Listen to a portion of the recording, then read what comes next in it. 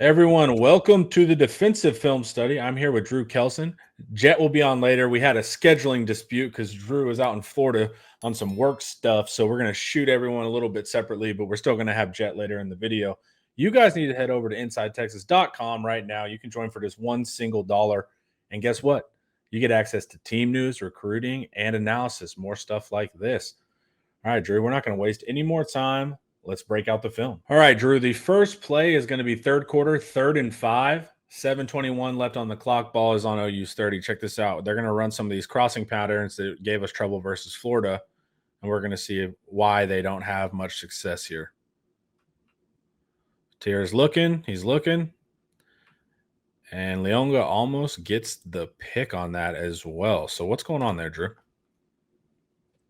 Well, first, situationally, this third quarter, we've just gone down and scored. This is their first and only drive in the third quarter. And so, in the moment, you don't know how critical this down is because you don't know you're about to just own the ball for the third quarter. But the importance of this, really, just regardless of the context, is seeing progress from last week. Last week when we were looking at film, we were looking at us, watching us drop back into zones and not necessarily having our eyes on the right guys or working towards the receiver. And so both situationally, with this being 3rd and 5 and with the way the guys play this, it's just ideal for this situation. And it shows that, they've been coached up well. So you get the crossers. Yep, you get the crossers. And you see Ant Hill bail out. I know you liked how he played that for sure. Yep. I like his angle, his exit angle. He didn't come too flat. He came at an angle to kind of get some depth, but keep his eyes on the receiver. And then he sticks with him. He sticks with the number 2 guy that comes across. So he lets number 3 go because he knows he has help. Number 2 is the one he sticks to.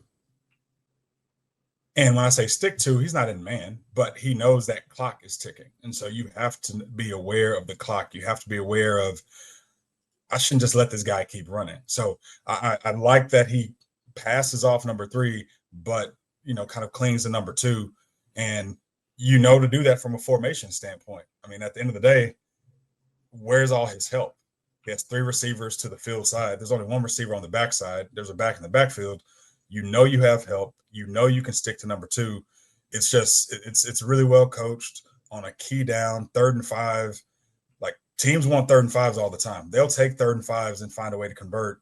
I think the guys who did a really job of executing the actual coverage in zone.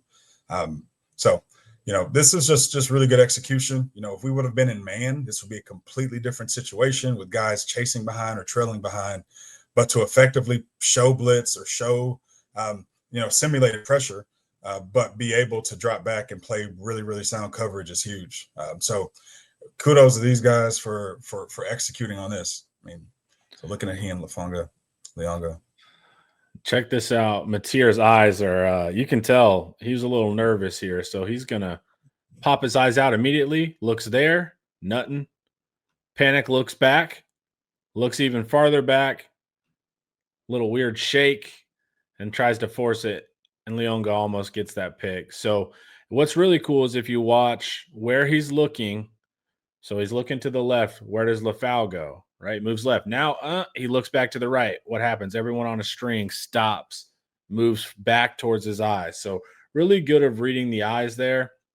And like you said, in man last week, they would have just ran that under and they would have beat us. And it would have been a big, big issue. But we solved that this week. Matier looks nervous. There's nowhere to go with the ball. He's trying to force it, almost get that interception on top of it. Any final things there, Drew? No, man, just I really appreciate, sometimes when you're watching coverage, you see guys and you're like, man, we should have been in man on that. And sometimes you see man, we should have been in zone. Yeah. It only works if you know how to execute it. Right? Yeah. So I would have hated to be a man in this situation, but seeing these guys are in zone and executing it correctly, it's perfect. Perfect down for it. And definitely a critical part in the game that helped turn the ball back over and keep us in good field position on offense. This is going to be 4th quarter. It's 3rd and 2, 14:08 left on the clock. The ball is in Texas's territory on the 46. This is the big Matier run that gets called back for holding. But let's see what actually goes on here. So they get the perimeter really well here, and we're going to talk about the hold, but also this has been a huge problem with the Texas defense. Like we've just been able to get gashed repeatedly and get caught inside on perimeter runs. Luckily, there was a hold there, but it could have been a legitimate run. If you see as we start right here, I mean, everybody's inside. You get we've talked about it on previous episodes, but this receiver is going to come down here and crack block. And then you have all of our defensive linemen inside. It's there. But Burke, and we'll see it in the end zone, does a smart play and he's able to get this play negated. But it doesn't change the fact to me that there's still some issues here on the perimeter. What do you think, Drew? Yeah, I mean, this is back to context, right? Like it's fourth quarter. Um, they have not scored yet.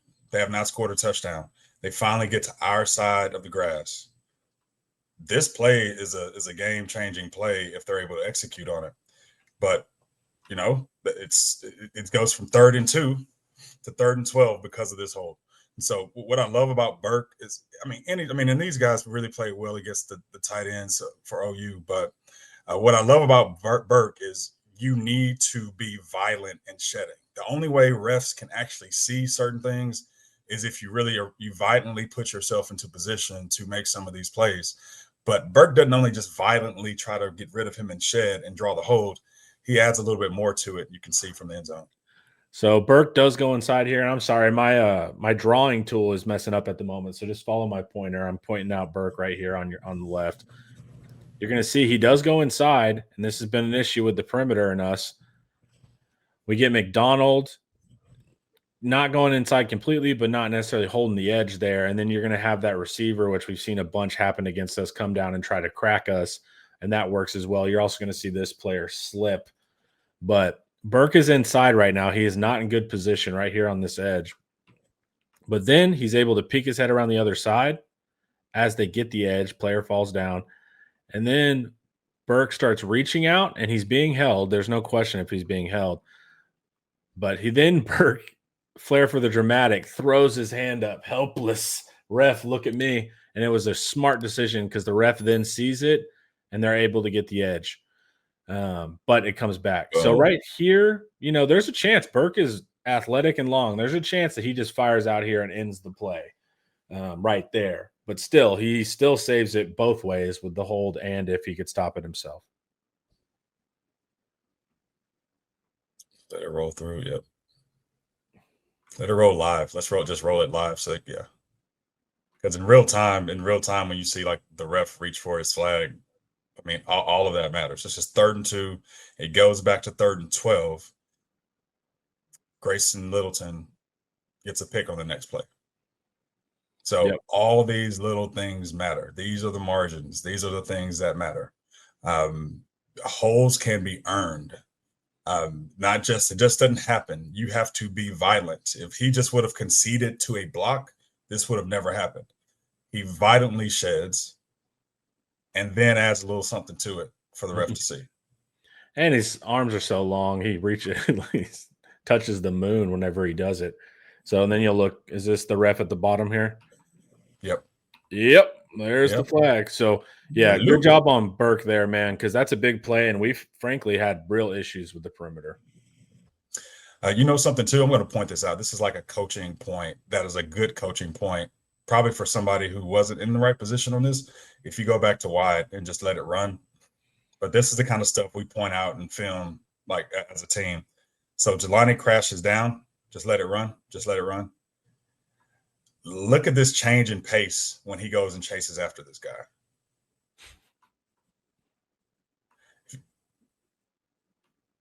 Yeah. Does it just run or is it glitching? No, we have to do slight pauses occasionally. I'll tell you off air.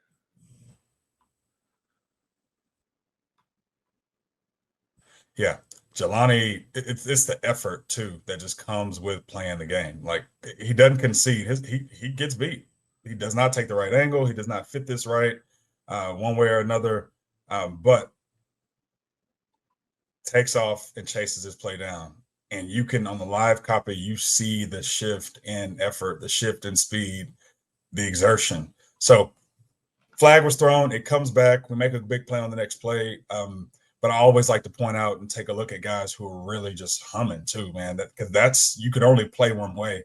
So even on plays like this, you have the same effort and you go track it down. But great job for Burke for just drawing that hold and putting us in position where it's a 3rd and 12. We come back to the next play and pretty much seal the deal with an interception by Littleton. So just great effort all around. But you just never know which of those plays you're going to get that call. So just great job there. Are you ready to love your kitchen and bathroom again? Luxe Kitchen and Bath will bring that to life. Luxe has been offering high-end kitchen and bathroom remodels for 3 generations throughout the greater Austin area. With 5-star review after 5-star review on Google and Facebook and an A+ rating from the Better Business Bureau, you can put your faith in Luxe Kitchen and Bath's award-winning designers and skilled craftspeople to bring your dream vision to life. But that's not all. Luxe's all-star team also provides full home remodels, large additions, and even commercial build-outs as well. So call Luxe Kitchen and Bath at 833-358-LUXE today, or visit luxekitchenbath.com to discover where quality meets luxury and begin the process of transforming your home. Get your free quote today by calling 833-358-LUXE.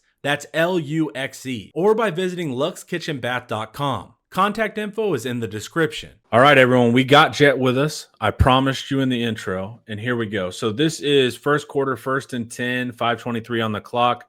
Ball on OU's 25, and they're going to stuff this run. All right, so let's break this down a little. So Anthony Hill makes a fantastic play right here. Shout out to my dog.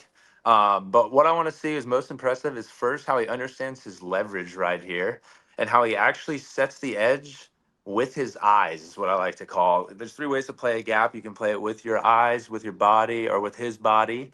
And this is him playing it with his eyes and then coming back inside to make the tackle, which is like very impressive in terms of an open field tackle and a linebacker being able to do this. Minimal game, and what a delivery from Ant. I mean, he's got a special ability to go from 0 to 100.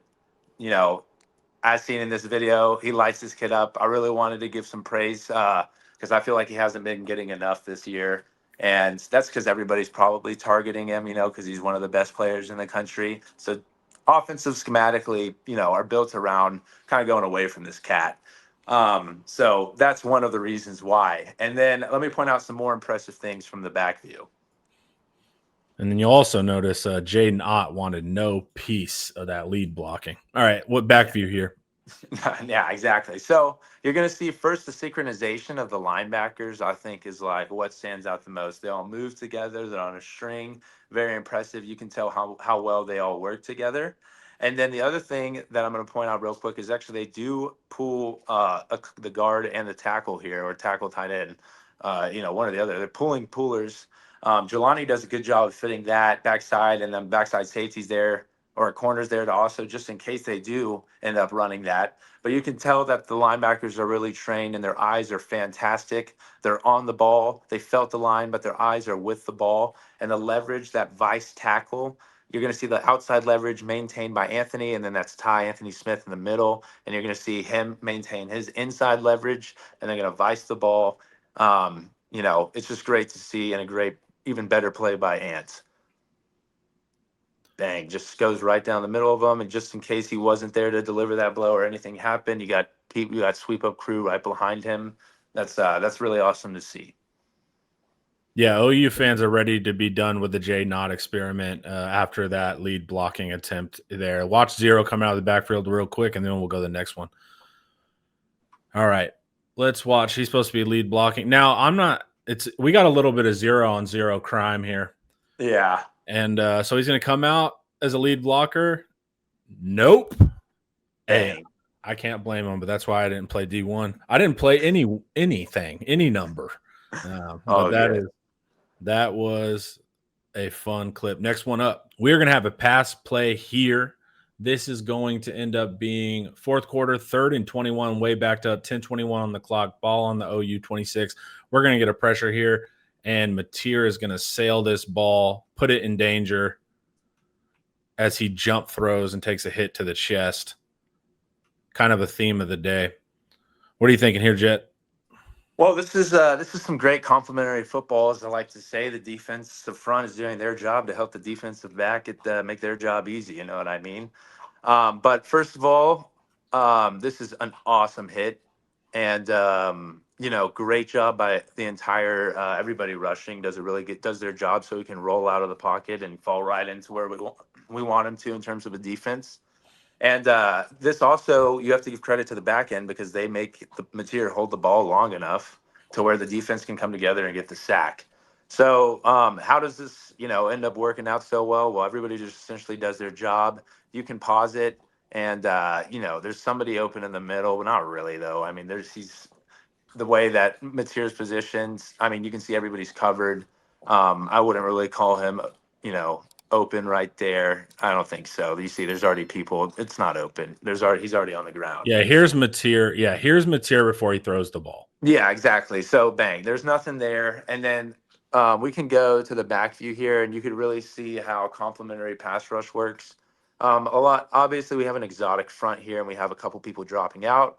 As you can see, we have 4 people rushing. But I know whoever starts on the edge, I think that's Colton Vosick. I think Yep, he does a great job. He's not going to get the sack here, but he does a great job for this interior defensive lineman to wrap around. And essentially, Colton does such a good job that he forces Mateer right where this interior D lineman is about to wrap around. And he's not going to get any praise for that, but I'll give him some praise. And then shout out to finishing up the sack right there, 93. So that's awesome. Let him know, let him feel you, and then go celebrate. Let him know the horns are back, baby, and we're ready and we're rolling. Yeah, and then good in the secondary too, man. There's good coverage there, even if he does throw it. Fantastic. Their job is just as important as ours. Like if we can't get a sack and they're covering forever, you know what I mean? But they got to cover long enough for us to go get a sack also. So it's always good to see that happen. Just whether you realize it or how important everybody's doing their job or not, everybody's got a piece of playing that sack. All right, everyone. Thank you guys so much for watching. I know these are a lot of fun. You guys enjoy them, and we enjoy making them. Go over to InsideTexas.com. Join for $1 best team news, recruiting analysis, all that jazz. If you don't know that by now, you're not watching very many videos. Everyone, thank you guys for watching. Drew, Jet, who's not with us, but was with us earlier. Everyone have an awesome day. Peace out.